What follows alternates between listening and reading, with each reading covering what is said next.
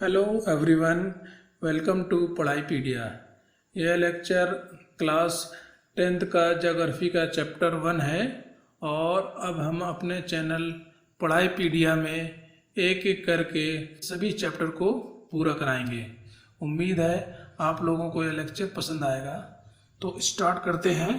सबसे पहले ज्योग्राफी का चैप्टर 1 रिसोर्सेज एंड डेवलपमेंट। तो एनसीईआरटी की बुक में सबसे पहला यही दिया हुआ है डेफिनेशन रिसोर्सेज की।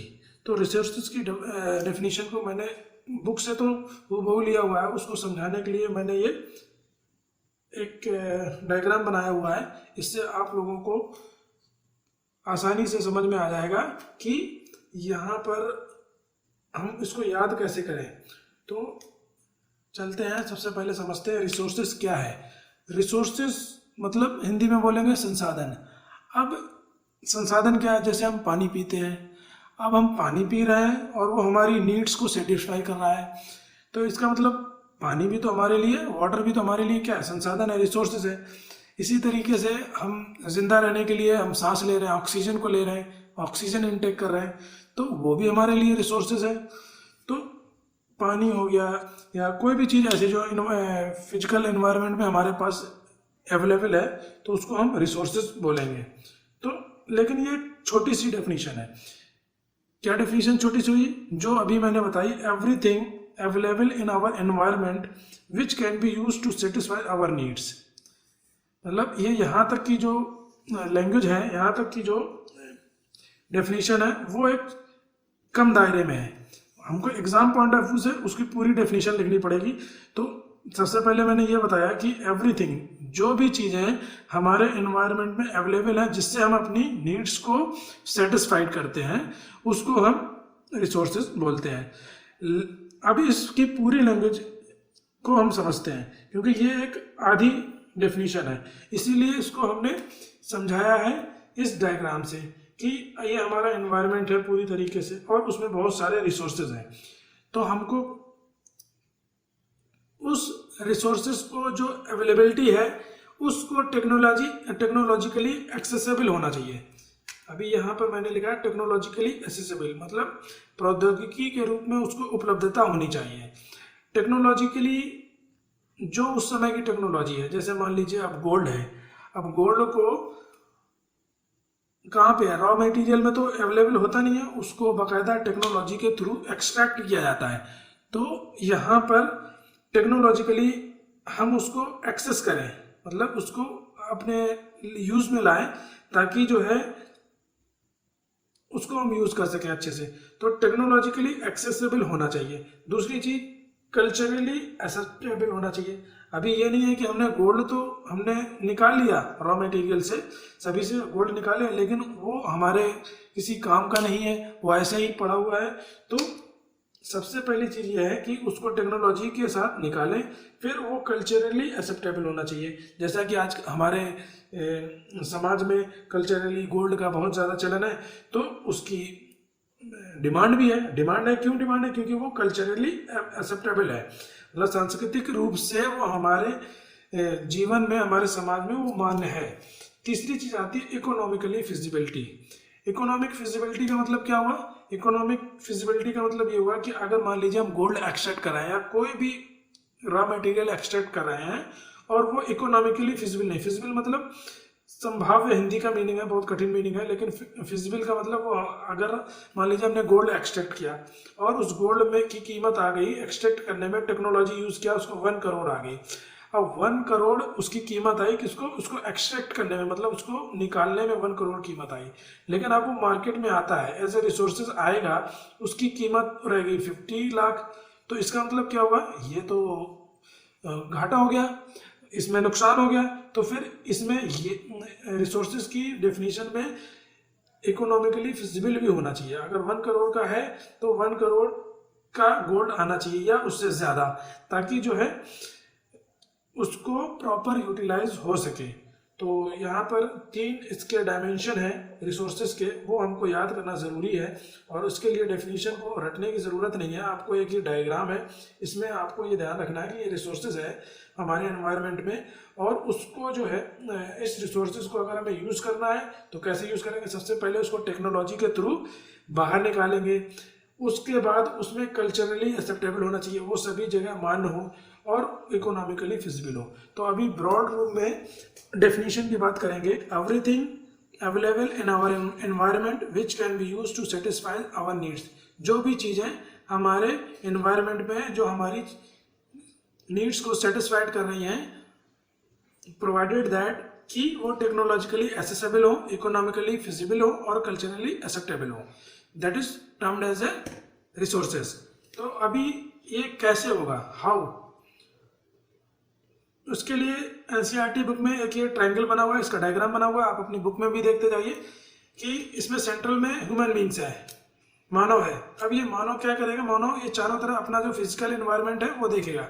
भौतिक पर्यावरण, भौतिक पर्यावरण का मीनिंग क्या हो गया, जो भी जंगल है, पहाड़ियाँ हैं, हिल्स है, माउंटेन है, वो देखेगा। उसके बाद वो उसको एक्सेस देखेगा कि इसमें हम क्या उसको यूटिलाइज कर सकते हैं, तो वो यूटिलाइजमेंट देखेगा। मान लीजिए लकड़ी है, उसने देखा पेड़ है, उसमें से पेड़ से वो लकड़ी निकालेगा अपने यूज के लिए, या कोयला निकालेगा या गोल्ड भी निकालेगा, जैसे जैसे टेक्नोलॉजी उसके पास होगी।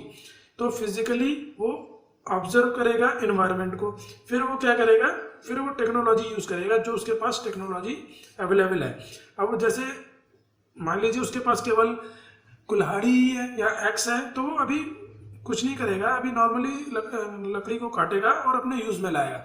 लेकिन अभी आज की डेट में डेवलप हो गया है, तो वो देखेगा माउंटेन्स हैं या जो भी एरिया, वहाँ से गोल्ड एक्सट्रैक्ट करेगा, कॉपर एक्सट्रैक्ट करेगा। तो जो भी टेक्नोलॉजी एक्सेस होगी उसके पास, वो टेक्नोलॉजी को यूज करके उसको यूज करेगा। फिर टेक्नोलॉजी हो गया, फिजिकल एनवायरनमेंट देख के फिर वो अपने इंस्टीट्यूशंस बनाएगा। इंस्टीट्यूशन बनाने का मतलब जैसे कोल माइंस है,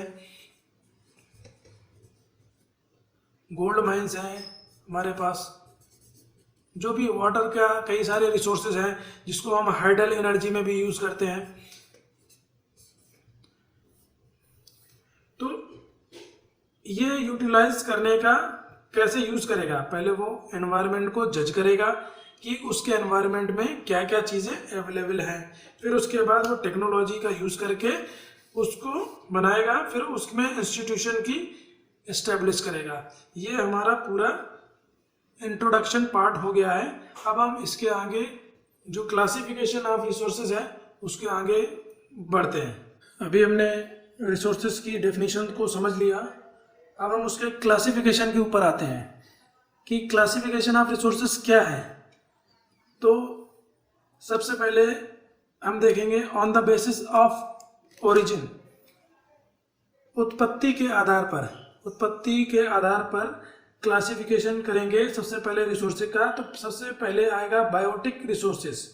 बायोटिक रिसोर्सेज का मतलब क्या हुआ, जैव संसाधन। जैव संसाधन का मतलब क्या हुआ, जिसमें जान है। Like animal, animal is a living thing है, प्लांट लिविंग थिंग है।